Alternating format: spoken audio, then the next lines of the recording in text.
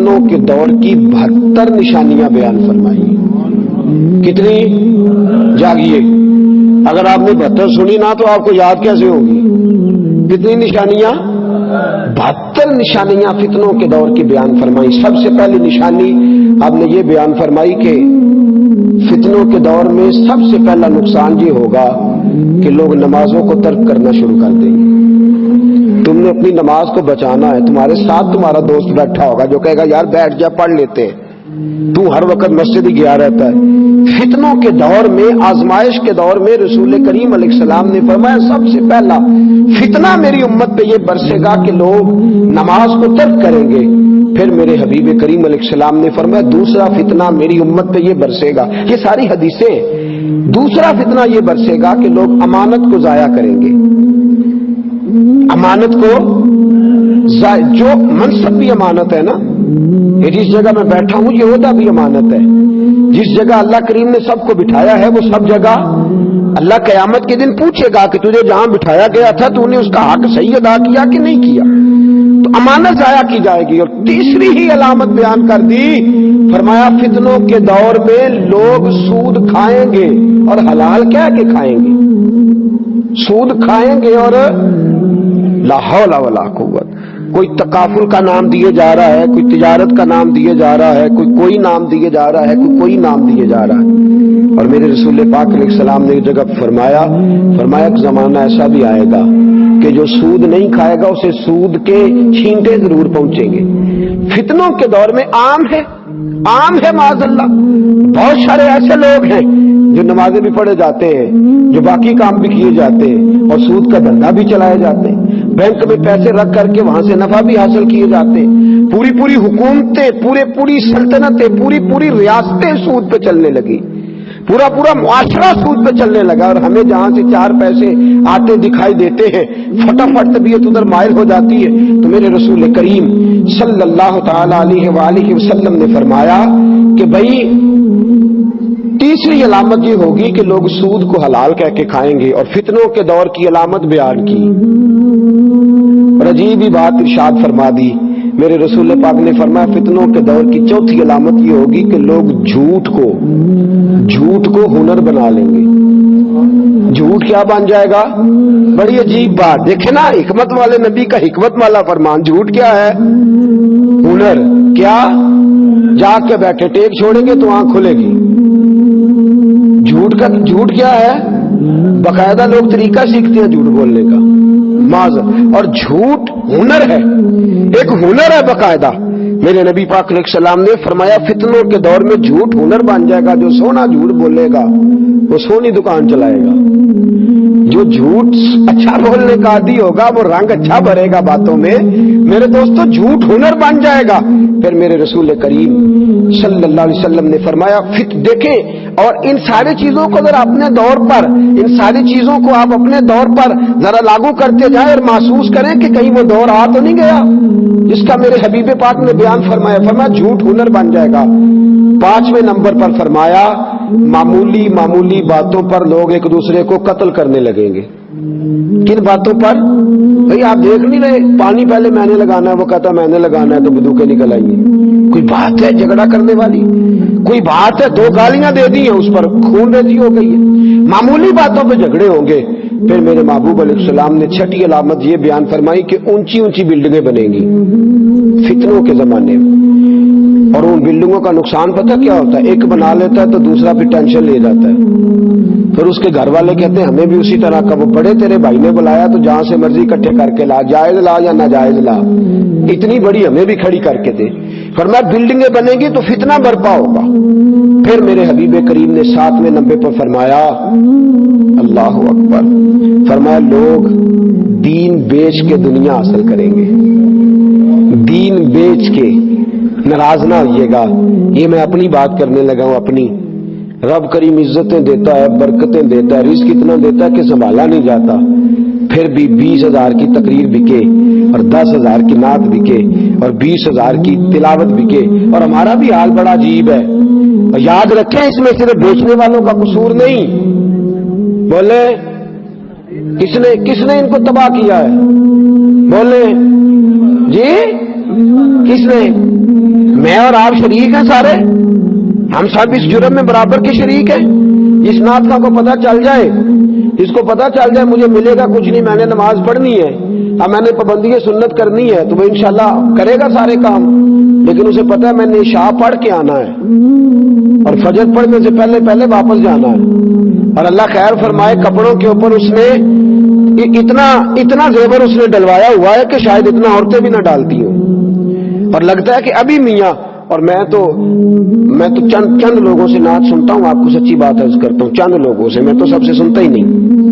اور پھر ایک اور بات, اب تو عورتیں نعت پڑھنے لگی اور میری مائیں بہنیں سن رہی ہیں, یاد رکھیں خبردار, بالکل عورت کی آواز کا پردہ ہے. یہاں بھی کل نعتیں شروع ہو گئی تھی, عورت کی آواز کا بھی پردہ ہے, عورت کی آواز کا بھی پردہ ہے. بالکل جہاں مرد اس کی آواز سنے وہاں اس کو نعت پڑھنا بھی جائز نہیں, وہ نہیں پڑھ سکتی, شریعت اسلامیہ نے منع فرمایا. خبردار, بالکل اس کا خیال فرمائے, کسی کو اونچا بولنے کی اجازت نہیں جہاں مرد کی آواز بھی جائے. تو فرمایا لوگ دین بیچ کے کیا حاصل کریں گے جی. میں بچوں کو بٹھا کے نا, مدرسے کے بچوں کو اکثر پوچھتا ہوں, میں کہتا ہوں مجھے صحیح بتاؤ کس نیت سے پڑھ رہے ہو, بتاؤ کس نیت سے پڑھ رہے ہو. بھائی روٹی تو ضمنی بات ہے, وہ تو رب کریم اپنے دشمنوں کو بھی عطا فرماتا ہے, روزی روٹی کے لیے, روزی روٹی کے لیے. نعت پڑھنا تو حضرت احسان کی سنت ہے, اور نعت پڑھ کے جوتے بغل میں دبا کے پیسے اکٹھے کر کے بھاگ جانا کس کی سنت ہے, کس کی سنت ہے یہ. ساری رات نعت پڑھنا, فجر سے پہلے دوڑ جانا, یہ کس کی سنت ہے. ایک شاہ میرے پاس آئے, کہنے لگے جناب مولوی صاحب کو بلایا تھا, ان کے ساتھ 45,000 طے ہوا تھا, ہم نے کہا 40 لے لو, تو وہ ناراض ہو گئے, کہنے لگے پورا 45 لینا ہے.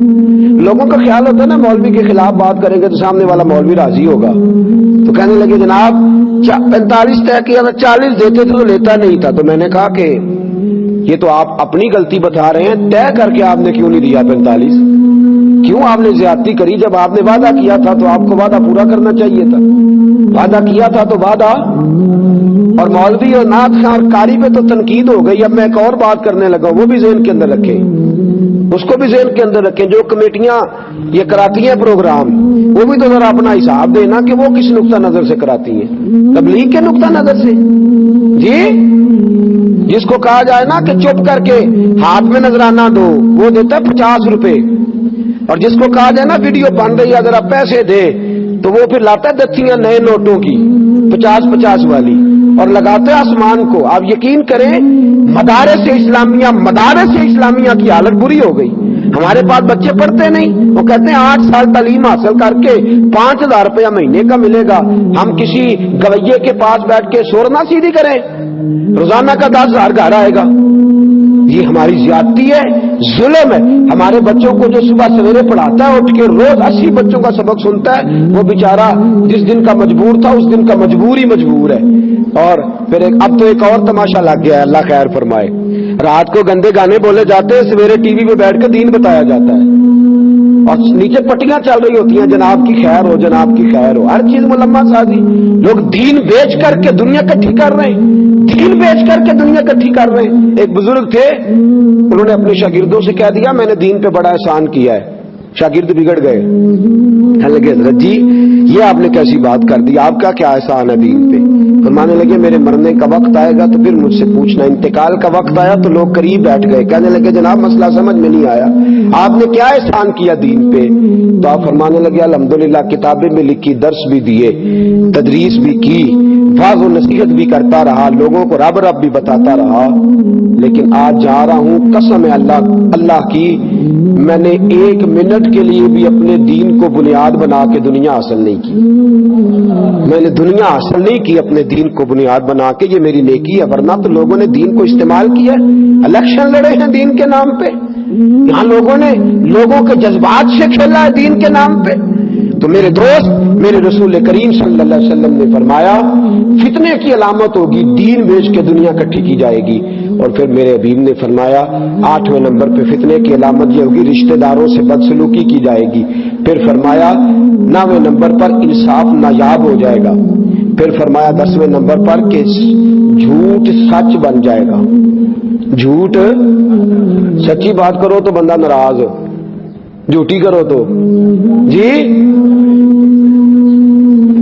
سچی بات کرو تو, اور جھوٹ بولو تو جی بھائی ایک بندے نے آ کے نعت سنائی, اس نے کہا جناب میں نے کیسے پڑھی ہے. اب اپنی مرضی کی بات کرے یا اس کی مرضی کی؟ بولے اپنی مرضی کی کرے تو بندہ بگڑ گیا, اور اس کی مرضی کی کرے تو جھوٹ ہو گیا, پھنس گئے نا.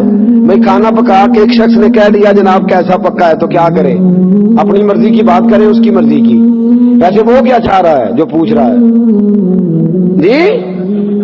وہ کہہ رہا ہے کہ میری تعریف تو اگر نہ کرے تو جی تو پھر ہوتا کیا ہے, جھوٹ جو ہے وہ سچ بن جاتا ہے, وہ سچ بن جاتا ہے. لوگ جھوٹی تعریفیں سننے کے عادی ہو گئے, اور بہت سارے لوگوں کی جھوٹی تعریف ہوتی ہے, میں نے سنی ہوئی ہے. چور صاحب بلے بلے, حضرت صاحب بلے بلے, علامہ صاحب کیا بات ہے, اور وہ شیر ہو گئے, دلیر ہو گئے میری طرح.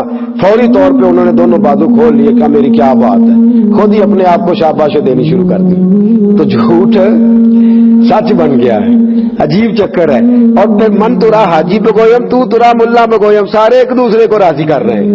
وہ کہتا ہے تیری کیا بات ہے, تو وہ کہتا ہے ہاں ہاں میری بھی کیا بات ہے, تو تیری بھی کیا ہی بات ہے جی. جو بندہ ملتا ہے وہ کہتا ہے میرا پوچھ لے کسی نے, وہ فلانے چوک چو مینوں بڑے بندے جانتے ہیں, تو میں کیا میں پوچھ کے کی کرنا بھائی, تیرا مینوں کو کام ہی نہیں تیرے نال. عجیب چکر چل گیا ہے کہ ہر بندہ جو ہے نا وہ کہتا ہے جناب پوچھے 15-20 آدمیوں سے میں بڑا انقلابی ہوتا, تو چھوڑ میاں تو جو ضرورت کی بات ہے وہ تو کر, جو ضرورت کی بات ہے اس کی طرف توجہ دے. تو لوگوں نے آج جھوٹ کو سچ بنا لیا, یہ فتنے کی علامت ہے. پھر فرمایا لباس ریشم کا پہنا جائے گا. پھر 12ویں نمبر پہ فرمایا ظلم عام ہوگا, اور 13ویں نمبر پہ فرمایا طلاق کثرت کے ساتھ ہوگی. فتنوں کے زمانے میں طلاق کثرت کے ساتھ ہوگی.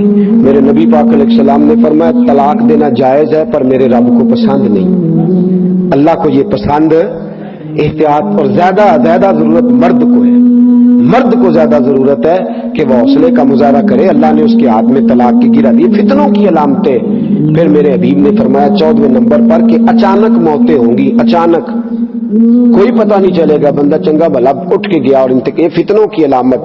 15ویں نمبر پہ فرمایا لوگ خیانت کرنے والے کو دیانتدار سمجھیں گے, سمجھانے والے سب ہمارے یار, بہکانے والے سب ہمارے یار ہو گئے, سمجھانے والے مفت گناہگار ہو گئے, وہ گناہگار ہو گئے. لوگ خائن کو امین سمجھیں گے. پھر میرے نبی پاک علیہ السلام نے فرمایا جو امانت دار ہوگا اسے خائن سمجھیں گے. فرمایا جھوٹے کو سچا, سچے کو جھوٹا سمجھیں گے. تہمت درازی عام ہو جائے گی. تہمت درازی عام, لوگ تہمت لگائیں گے. عام کام کرنا مشکل اور بات کرنا جی, کام کرنا بات کرنا, واہ جی واہ, واہ جی واہ, کیا بات ہے. دیکھ پتہ نہیں جناب کیسے, واہ پتہ نہیں کیا. او بھائی تجھے کیا پتا, محبت کو سمجھنا ہے تو نہ سے خود محبت کر. کنارے سے کبھی اندازہ طوفان نہیں ہوتا. یاد رکھ جتنا آدمی بڑا اس کی مشکلات بھی اتنی بڑی ہوتی ہیں. جتنا کوئی شخص آپ کو بڑا نظر آئے سمجھو اس کی مشکلات بھی اتنی ہی, اس کی مشکلات بھی بڑی ہیں. تو تہمت درازی, آج 1 منٹ لگاتے ہیں لوگ, 1 منٹ, اور تہمت لگا دیتے ہیں. لڑکا لڑکی موٹر سائیکل پہ جا رہے ہیں, بلا وجہ سے بدتمیزی اور گندا ذہنی کا مظاہرہ شروع ہو جاتا ہے. پتہ نہیں بہن بھائیوں, اور اگر خاتون اس مرد کو پکڑ کر کے بیٹھی ہے تو نہ جانے بیچاری بیمار ہو, کیا معاملہ. 1 منٹ میں اعلیٰ حضرت رحمت اللہ علیہ ایک موقع پہ فرمانے لگے اگر تمہیں بازار کے اندر کوئی عورت دوپٹے کے بغیر بھاگتی ہوئی نظر آئے تو سمجھ لو کہ اس کے گھر کے اندر سانپ نکل آیا ہے, اور اس کے بچے ہیں تو بیچاری بھاگ رہی ہے مدد کے لیے. اسے ننگے سر دیکھ کے بے حیا نہ کہو, تہمت درازی سے بچو, کردار کشی سے بچو, باز آؤ. الیکشن ہوتا ہے, اللہ کریم معاف فرمائے, بڑے بڑے لیڈر ایک دوسرے کی پگڑیاں اچھالتے ہیں اور دھوکہ دیتے ہیں لوگوں کو, بعد میں ایک دوسرے کی پارٹیوں میں شامل ہو جاتے ہیں. فرمایا تہمت درازی آخری دور کا فتنہ ہے, اس سے بچو. پھر میرے حبیب نے فرمایا آخری دور کا ایک فتنہ یہ بھی ہوگا کہ بارش کے باوجود گرمی رہے گی. بارشیں ہوں گی پر گرمیاں نہیں جائیں گی. پھر میرے حبیب کریم علیہ السلام نے فرمایا لوگ اولاد کو خوش کرنے, اپنی اولاد کو رکھنے کی بجائے اولاد سے کراہت کریں گے, اولاد سے نفرت کریں گے. ہو نہیں گیا بچے کتنے اچھے جی, بتنے بچے تو جو 12 ہیں وہ برے, اپنی اولاد سے کراہت ہو رہی ہے. بچے دو ہی اچھے، کہتے ہیں جی سوکھے پل جاندے نے، تو جو تو فوت ہو گیا پھر اوکھے پل گئے جی۔ میرے نبی پاک علیہ السلام نے فرمایا اس عورت سے شادی کرو جو بچے زیادہ پیدا کرے، میں قیامت کے دن اپنی امت کی کثرت پر فخر کروں گا۔ بورڈ لگ گئے بچے، اور ساری قوم اس فتنے کا شکار ہے۔ بچے بھئی ہم مسلمان ہیں، ہمارا عقیدہ یہ ہے کہ روزی کون دیتا ہے؟ اللہ، تو اللہ پالے گا۔ تو نبی پاک نے اس کو فتنہ کہا ہے، اور یہ فتنہ عام ہو گیا ہے، گھر گھر دفتر کھول گئے، اس مصیبت کو لوگوں نے آڑے ہاتھوں لے لیا ہے۔ پھر میرے نبی پاک علیہ السلام نے فرمایا اگلی بات، فرمایا شریف لوگ چپ کر جائیں گے، کمینوں کے ٹھاٹ ہو جائیں گے۔ ٹھاٹ باٹ سے کون رہیں گے؟ جو نجائز ذریعے سے مال اکٹھا کر کے لائے ہیں نا، جنہوں نے سوچا نہیں جائز ہے کہ ناجائز ہے، وہ ٹھاٹ باٹ والے ہو جائیں گے۔ خاندانی اور باوقار لوگ پیچھے رہ جائیں گے۔ پھر میرے حبیب پاک علیہ السلام نے فرمایا شریف لوگ تنگ ہو جائیں گے۔ شریف لوگ، فتنے کے زمانے میں شریف لوگوں کا کیا حال ہوگا جی؟ شریف آدمی بیچارہ اندر جاتا ہے تو گنڈا کہتا ہے ڈر گیا مجھ سے، وہ شریف ہے نا بیچارہ، تو اس نے اپنا دروازہ بند کر لیا، اس نے کہا موج کر۔ اچھا ایک بات بتائیں، دو آدمی جھگڑا کر رہے ہو تو جو چپ کر جائے وہ اچھا کہ جو جھگڑا کرتا رہے وہ اچھا ہے جی؟ تو وہ دلیری تو وہ دس دے آ کے آندہ سنائیاں نے چار پھر بولیا نہیں اگو، یہ تیری دلیری کیوں دی؟ کہنا میں لائیاں چار پھر اگو چپ کر رہے، اللہ دے بندے آئے تو تم اپنی بدتمیزی تے دی سیانا پونا دسن دے، ایک بڑا چنگا بندہ سی۔ تو شریف آدمی چپ کر جائے، یاد رکھے، خاموش ہو جائے گا، چپ کر جائے گا۔ آدم ہمارے ہاتھ سے پیمانہ ہی گر گیا، حرب الحوث کے ہاتھ میں پیمانہ دیکھ کر کہا ہم بھائی چپ کر گئے، اب ہم نہیں میدان میں مقابلہ کر سکتے۔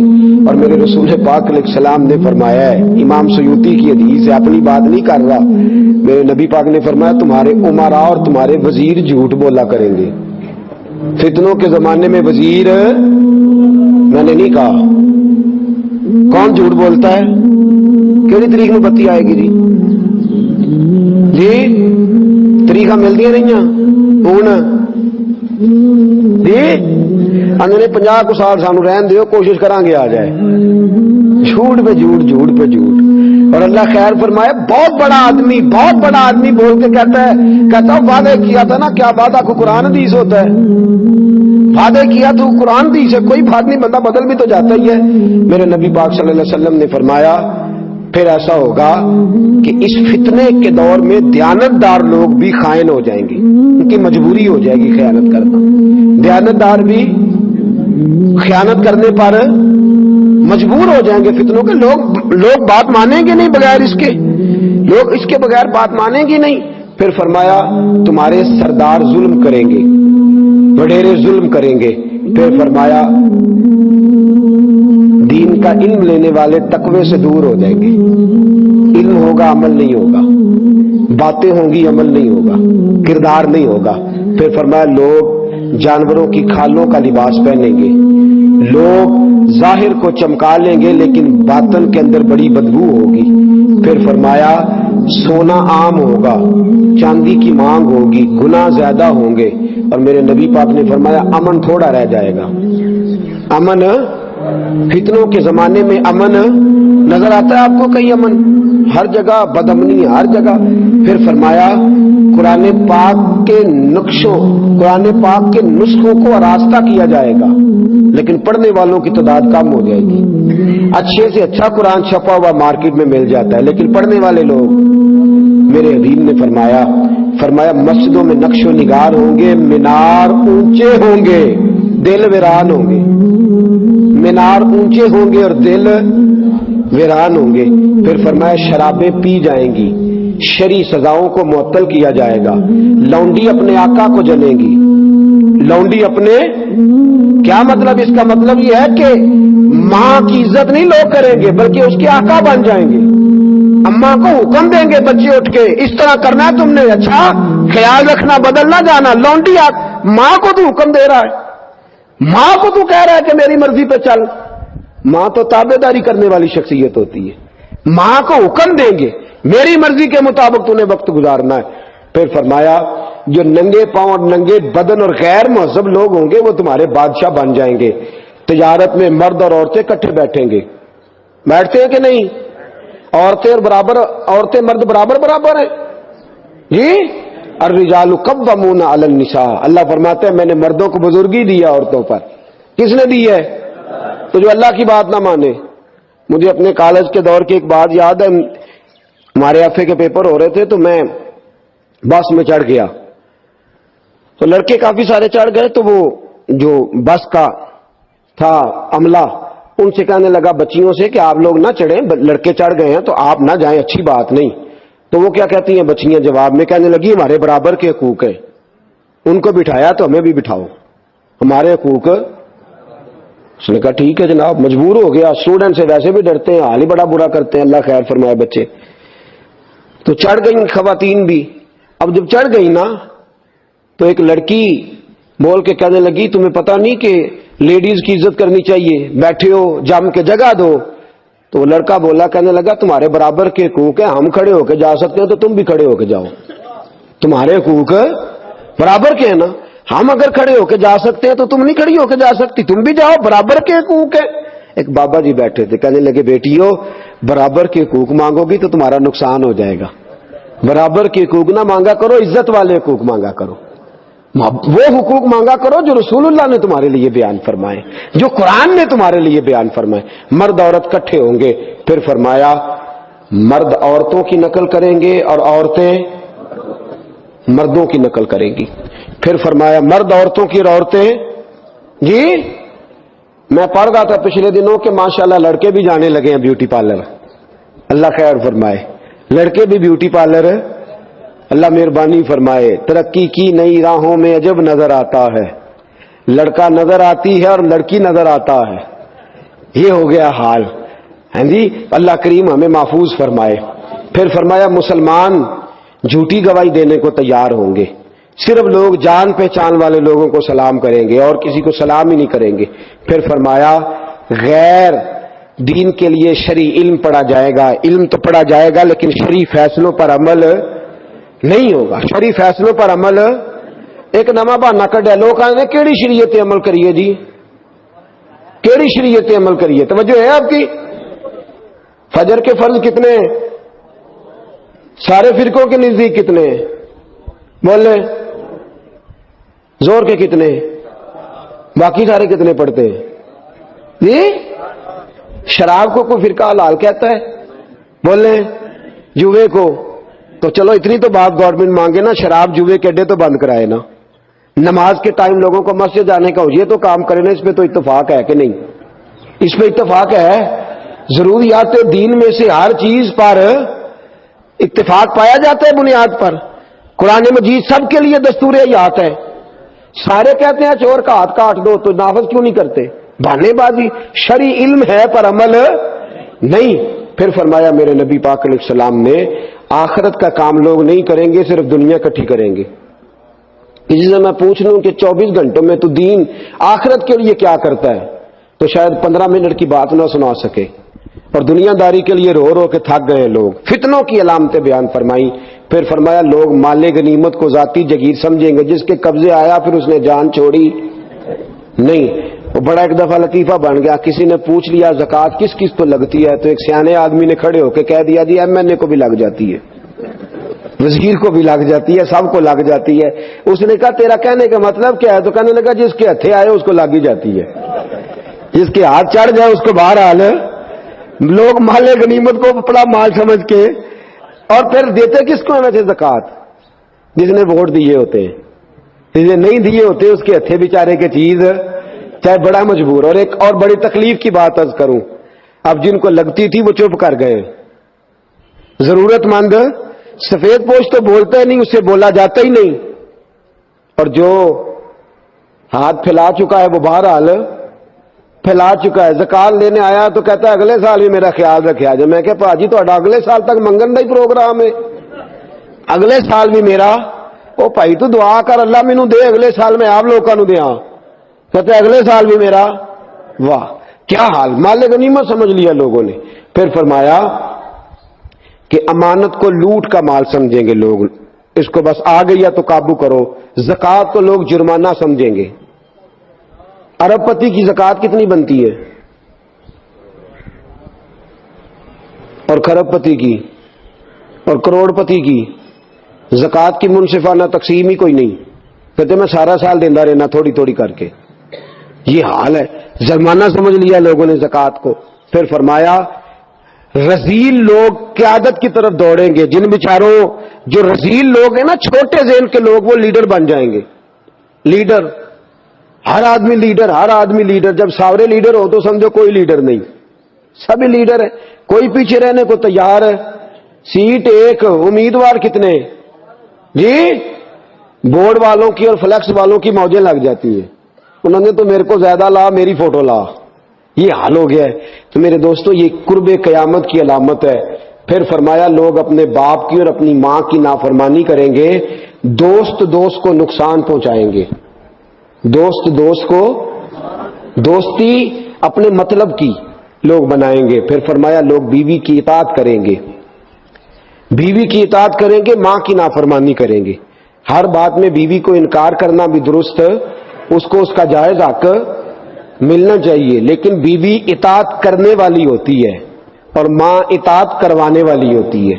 یہ فرق یاد. بیوی کو خامند کی اطاعت کرنی اور خامند کو اپنی. بولے جی. تو جس کے حصے میں اماں نہیں آئی، بڑے بھائی کے حصے میں آئی ہے یا چھوٹے کے حصے میں آئی ہے، وہ کس کی تابعداری کرتا ہے؟ اسے سوچنا چاہیے نا، غور کرنا چاہیے. یہ مقام تفکر ہے. یہ قیامت کی علامت بیان فرمائی. پھر ایک عجیب بات میرے حبیب پاک نے بالکل حسب حال جو آج صادق آ رہی ہے، فرمایا لوگ گانے بجانے والوں کی عزت کریں گے. جی، وہ جن کو کل تک لوگ بے حیا کہتے تھے، اب ان کو ستارے کہنا شروع کر دیا ہے. معاذ اللہ، کیا بن گئے ہیں؟ ستارے. اور وہ اخبار میں خبر دیتے کہتے ہیں فضل ہے اللہ کا. معاذ اللہ ثم معاذ اللہ. ان کی عزت ہونے لگی ہے، ان کو تو قیادتیں ملنے لگی ہیں. پھر فرمایا لوگ ظلم کر کے فخر کریں گے، ظلم کر کے فخر سے بتائیں گے میں نے اتنے ظلم کیے، اتنے پاپ کیے. یہ میں بڑی سادگی سے دھیمے دھیمے لہجے میں آپ کو باتیں سنا رہا ہوں. میرے نبی پاک نے فرمایا انصاف بکا کرے گا. انصاف، فرمایا محافظوں کی کثرت ہوگی لیکن حفاظت کرنے والا کوئی بھی نہیں ہوگا. محافظوں کی سونا جنگل رات اندھیری چھائی بدلی کالی ہے، سونے والوں جاگتے رہنا، چوروں کی آپ یقین کریں جتنا ان سے ڈر لگتا ہے اتنا ان سے بھی ڈر لگتا ہے. اتنا ان سے اتنا ہی ایسی ایسی جگہوں پہ ناکے لگ گئے ہیں جہاں توکی کوئی نہیں بنتا. اللہ تبارک و تعالیٰ جانے کیا ماجرا ہونے والا ہے، کیا صورت ہونے والی ہے. تگڑا بندہ تو قابو آتا کوئی نہیں، اور شریف آدمی بیچارہ سڑک پہ کھڑا ہو کے امتحان ہی دیتا رہتا ہے. وہ امتحان ہی دیتا رہتا ہے، گھنٹوں اس بیچارے کی تلاشی ہوتی ہے 36 جگہوں پہ. آپ یہ دکھائیں، آپ وہ دکھائیں، آپ ایسا کریں، آپ ویسا کریں، فلاں کریں، یہ کریں، وہ کریں، حد کر دیتے. پھر فرمایا کہ درندوں کی کھالیں لوگ استعمال کریں گے، اور فرمایا جو بعد میں آنے والے ہوں گے وہ پچھلوں پر لانتے بھیجیں گے.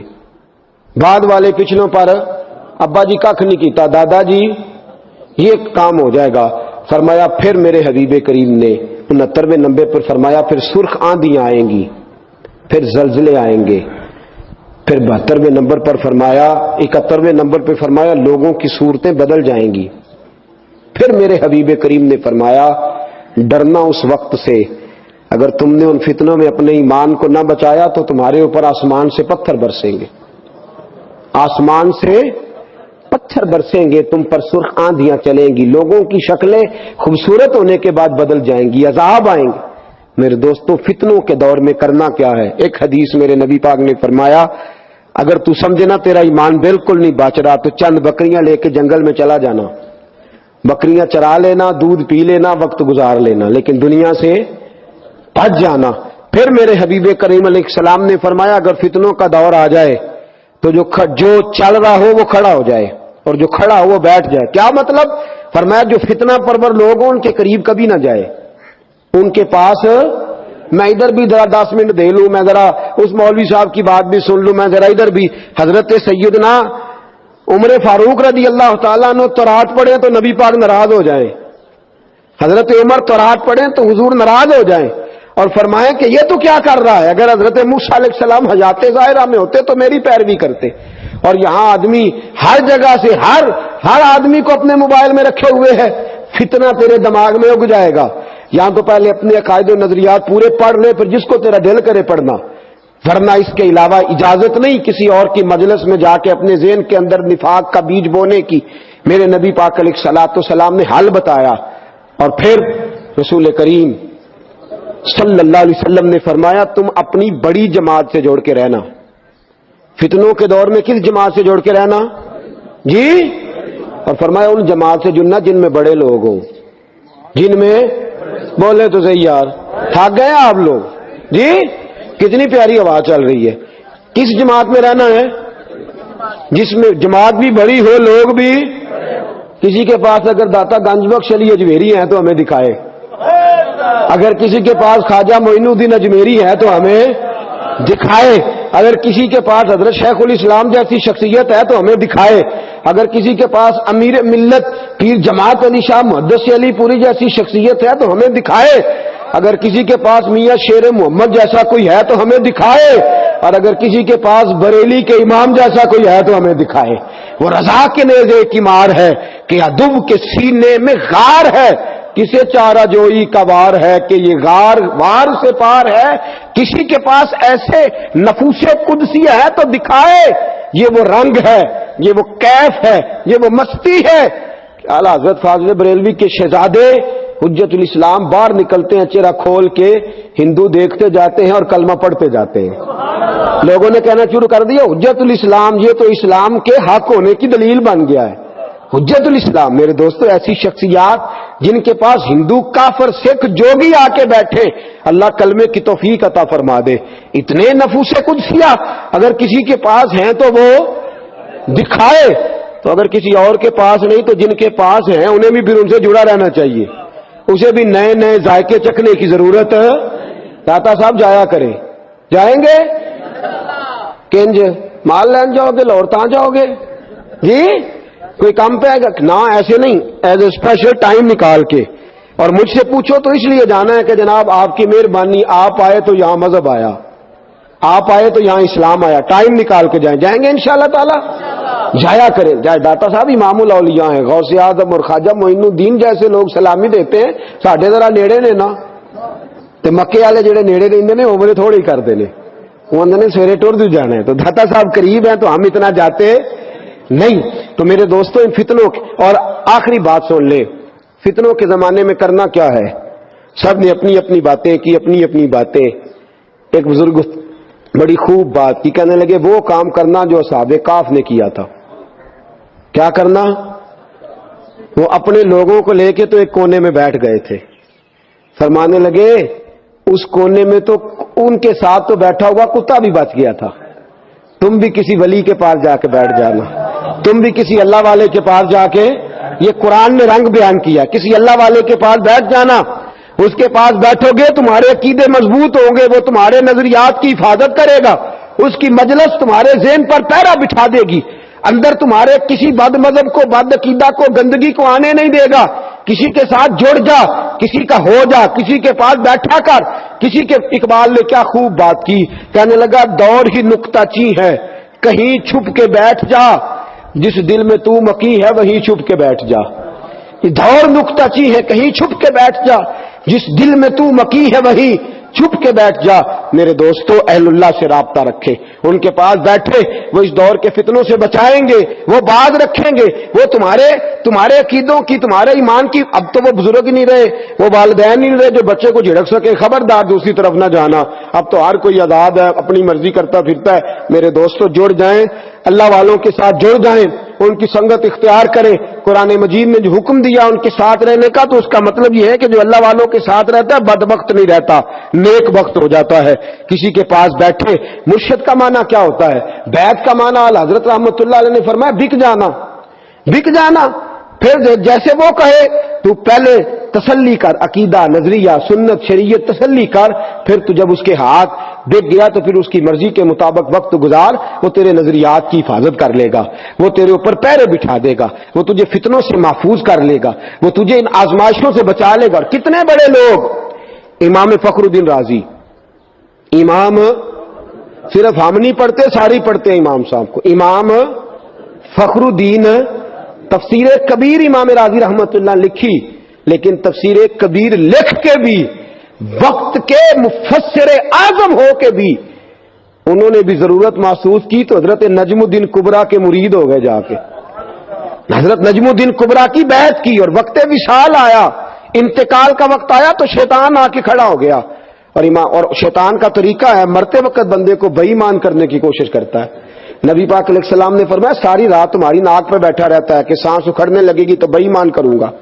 حضرت امام راضی فرماتے ہیں آ گیا اور آگے کہنے لگا بتا خدا ہے؟ کہتے میں نے کہا ہے. میں نے دلیل دی تو اس نے توڑ دی. پڑھا لکھا تو وہ بھی بڑا ہے نا, شیطان بھی پڑھا لکھا ہے, پڑھا لکھا کہ نہیں. فرشتوں کا بھی 300 دلیلیں دی خدا کے ہونے کی. کتنی؟ شیطان نے 300 کی 300 توڑ دی. فرماتے جب دلیلیں ختم ہو گئی تو پھر مجھے دل کے فیض کی ضرورت درپیش ہوئی. پھر میں نے اپنے شیخ کی طرف توجہ کی. میں نے کہا سونیا ہاتھ تو تیرے ہاتھ میں دیا ہے نا, ہاتھ تو تیرے ہاتھ میں دیا ہے, تو محافظ ہے میرے دین و ایمان کا, مہربانی فرما. حضرت نجم الدین کبریٰ اسی وقت سامنے جلوہ گر ہوئے اور فرمانے لگے راضی اس بے ایمان سے کہہ دے میرے نبی نے جس رب کو رب کہا ہے میں بغیر کسی دلیل کے ہی اسے خدا مانتا ہوں. میں بغیر کسی دلیل کے ہی اسے خدا مانتا ہوں, بغیر دلیل کے. تو امام راضی فرماتے تھے علم نے تو بظاہر ڈبو دیا تھا, یہ تو پیچھے پشت تھی, نسبت کا فیض تھا, جس نے مرتے مرتے بھی راضی کو بچا ہی لیا ہے. انس بن مالک رضی اللہ تعالیٰ عنہ فرماتے ہیں میں حاضر تھا جب ایک شخص آیا اور اس نے آ کے پوچھا حضور قیامت کب آئے گی؟ یا رسول اللہ صلی اللہ علیہ وسلم قیامت کب آئے گی؟ تو حضور نے فرمایا تو نے کیا تیاری کی ہے؟ قیامت کے بارے میں پوچھ رہے ہو تو تیاری کیا ہے؟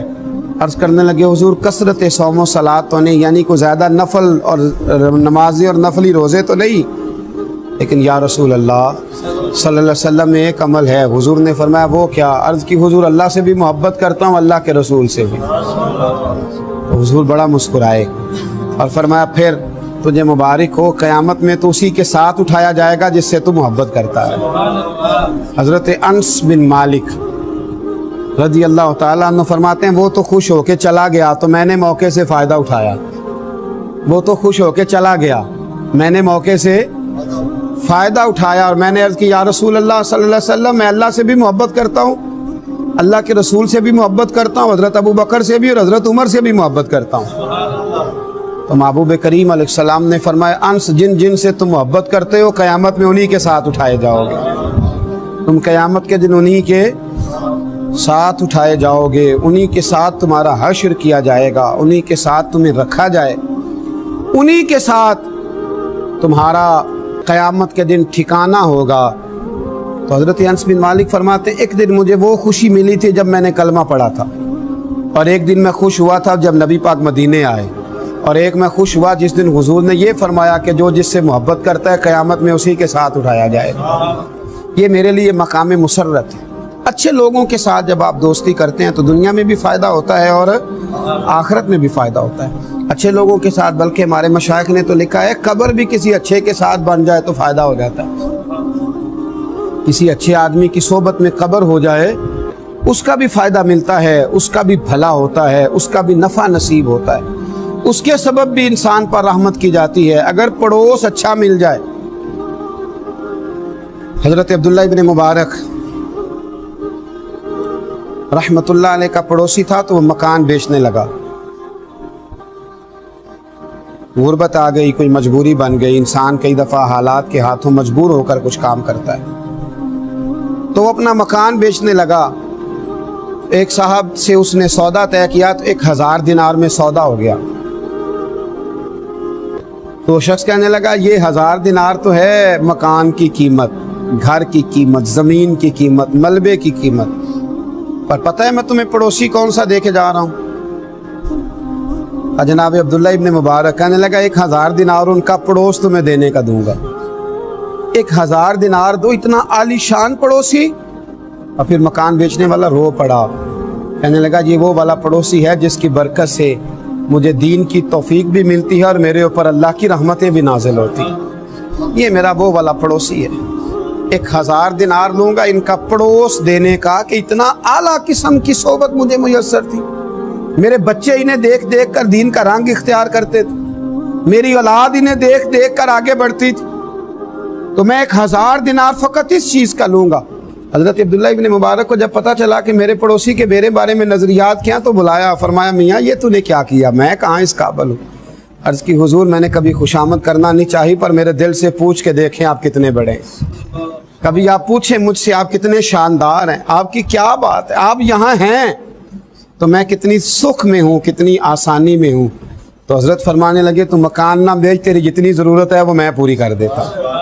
اچھی صحبتیں، اچھے پڑوسی، اچھے لوگ، اچھے، لیکن نا ہمارے ہاں قدر نہیں ہوتی، ہمارے ہاں قدر نہیں ہوتی۔ چراغ کے بالکل نیچے اندھیرا ہو جاتا، دور دراز سے آ کے لوگ فیض آور ہوتے ہیں، لیکن قرب و جوار والے اکثر بے فیض رہ جاتے ہیں، دور رہ جاتے ہیں، چونکہ ہم قدر نہیں کر پاتے۔ اگر اچھی صحبت میسر آئے تو پیار کریں اور دوستی کے حق ادا کرنے کی کوشش کریں، مقدور بر خدمت کریں، مقدور بر آگے بڑھیں۔ لوگ تلاش کرتے رہے وہ زمانہ، دیکھیں نا صحابی کس سے بنتا ہے؟ صحبت سے بنتا ہے۔ صحابی اچھی صحبت سے بنتا ہے، ان کو اچھی صحبت میسر آئی تو وہ صحابی بن گئے، اور جن کو اچھی صحبت میسر آئی صحابہ کی تو وہ تابعی بن گئے۔ بغداد میں بارش نہیں ہوتی تھی، قحط کا زمانہ تھا، اب تو الحمدللہ تعالی اللہ تعالی ہمیں فضل فرمائے قحط نہیں ہوتا، تو جن علاقوں میں ابھی بھی خشک سالی ہو جاتی ہے وہ بیچارے بڑے پریشان ہوتے ہیں۔ اللہ تعالی ہمارے حال پر رحمت فرمائے اور اللہ ہمیں خشک سالی سے محفوظ فرمائے۔ جن علاقوں میں خشک سالی ہوتی تھی وہ بڑے پریشان ہوتے تھے۔ تو بغداد کہہ رہا ہوں، بستام میں نا بارش نہیں ہوتی تھی، خشک سالی ہو گئی، لوگ بڑے پریشان تھے۔ تو ایک بہت بڑا طبقہ باہر نکلا، دعا کے لیے چلتے ہیں، دعا کرتے ہیں۔ بہت سارے لوگ میدان میں آئے، ایک درویش عالم کی قیادت میں۔ ایک نوجوان وہاں نہ اکیلا رہا کرتا تھا، ایک جگہ بیٹھ کر وہ اللہ اللہ کرتا تھا، وہ بھی آگے بڑھا اور اس نے آگے بڑھ کر کے ان لوگوں سے کہا کہ تم بارش کے لیے دعا کرنے آئے ہو، اگر مجھے موقع دو تو مجھے رب کی رحمت پر امید ہے کہ میرے اکیلے کی دعا کی برکت سے ہی بارش ہو جائے گی۔ عدل کریں تے تھر تھر کمبن، اونچیاں شانہ والے تے فضل کریں تے بخشے جاون، میرے جے منہ کالے تے رحمت دا دریا الہی ہر دم وگد ہے تیرا، تے جے ایک قطرہ بخشے مینوں کام بن جاندا ہی میرا۔ کہا جناب اگر آپ لوگ بھروسہ کریں تو مجھے امید ہے میرے اکیلے کی دعا پر ہی اللہ رحمت فرما دے گا۔ تو کہا بھئی آپ دعا کر دیں۔ اس شخص نے دعا بڑی عجیب کی، کہنے لگا اللہ جو میری آنکھوں میں جلوہ ہے نا، اس جلوے کی برکت سے بارش عطا فرما۔ جو میری آنکھوں میں جلوہ ہے اس جلوے کی برکت سے بارش عطا فرما۔ ابھی اس نے ہاتھ اٹھائے تھے کہ رب کریم نے فضل فرما دیا، کالی گھٹائیں چھا گئی، رم جھم بارش ہونے لگی، اللہ کریم نے اپنا فضل کرنا شروع کر دیا، پھول کھلنے لگے، کلیاں مہکنے لگی، بادل آہستہ آہستہ برسنے لگے، بات بننے لگی، پھول چٹکنے لگے۔ میرے بھائیوں یاد رکھنا اور سمجھنا اس بات کو، جب کیفیت تھوڑی آگے بڑھی، بارش ہونے لگی،